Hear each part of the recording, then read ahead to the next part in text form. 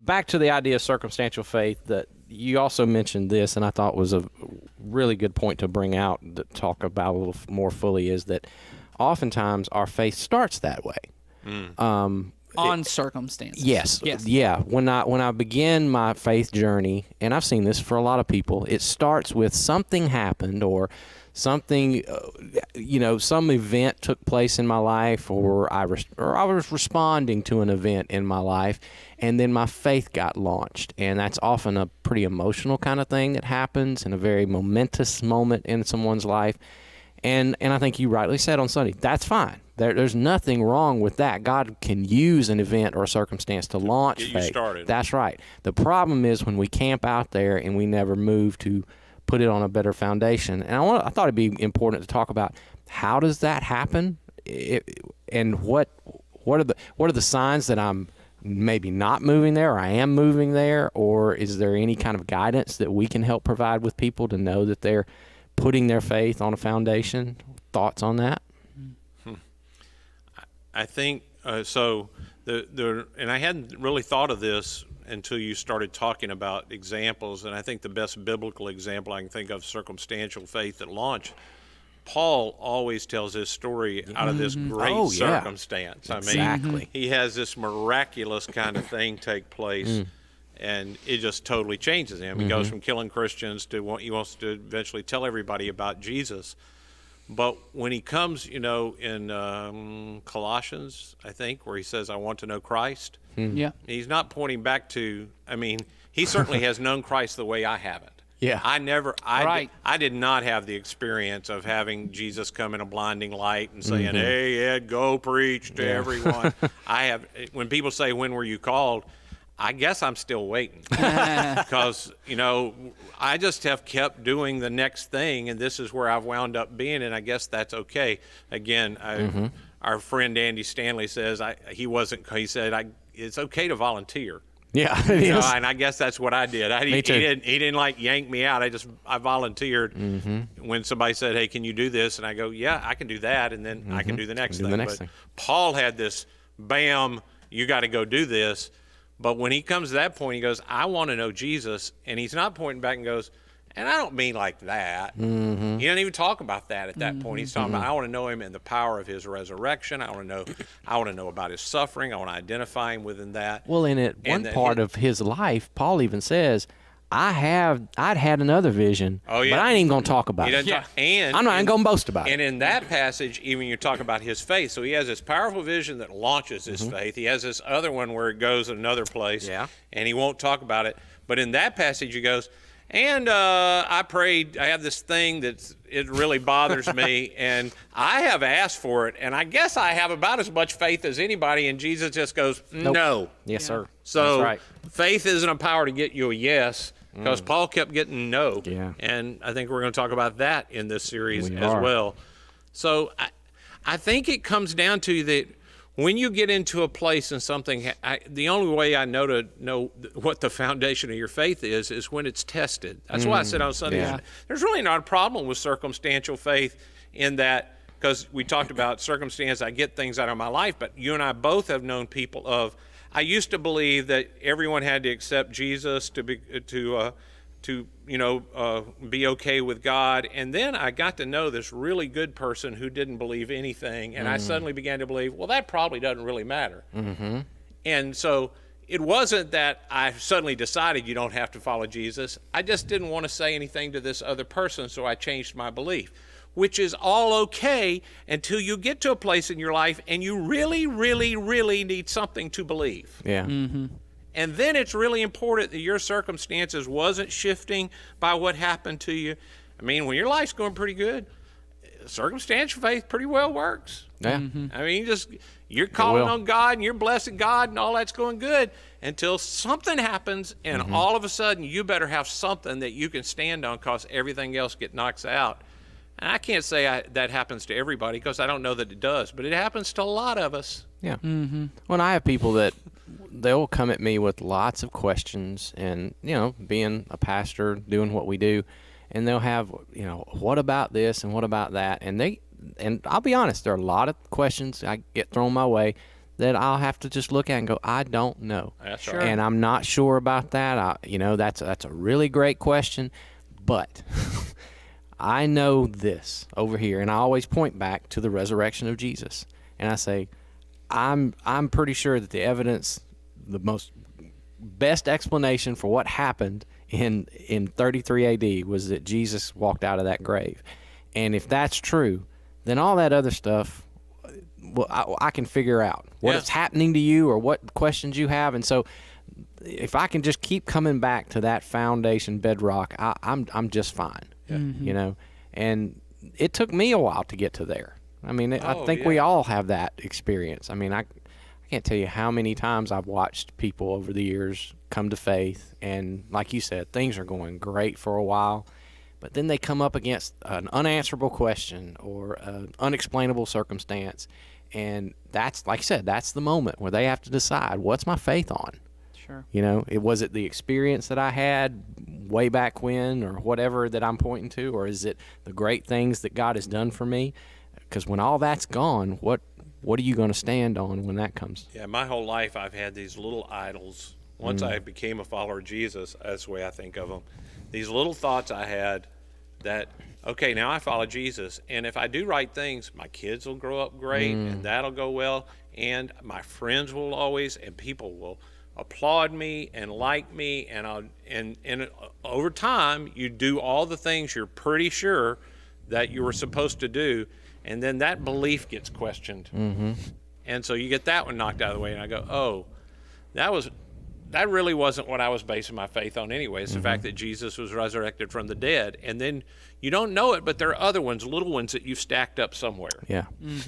Yeah. And then they get knocked out, and you get back down to, okay, this is it. This is what I believe, and this is true. And the thing about that kind of faith is it's not very flashy and impressive to most people when they see it. It's like, I think I just heard Greg Boyd talk about this. He talked about that chapter in John where Jesus makes all those outrageous statements about eating his flesh and drinking his blood, and the crowd is listening. And then it says right after he said that, many of his disciples, not the 12, but the larger group of disciples, walked away from him. And he turns and he looks at the 12 and says, now, are y'all going to leave after hearing me say that? And I love the response. Peter goes, well, where else are we going to go? Yeah, exactly. And that's almost sounds like a, okay, kind of faith. And it's not impressive. No. It's not, wow. It's, we got nowhere else to go, Jesus. You're the one that has the words of eternal life. So I don't know what you just said, and I'm not sure I buy into it. And that scares me a little bit. But I don't have anything better. I don't have a better option. And the way Greg Boyd said it was, he said, I've come to that place in my life. I don't have any better option than Jesus, so I'm just sticking with him. And that doesn't impress anybody. It doesn't make me sound like a giant of faith. It makes me... Or intellect or anything else, or any of that. That I have all the questions and I've thought them all through and I know everything. But to a degree, that I thought to myself, that's kind of where I've been for several years now. It really doesn't matter what God were to come to me and ask me to do. It might be weird, but I'd go, well, where else am I going to go? Well, isn't that to some degree where, when Paul talks about that the wisdom of the cross is foolishness to everyone else, that when you get to it, there is this level to, and I think all the things we do, like in apologetics and all that, I'm very much into apologetics and all that kind of stuff, is very helpful for people in answering questions and trying to get at things. But there's a level at which we almost in that want to over-rationalize a lot of stuff of everything I think and I believe I've perfectly thought out and I have it all together.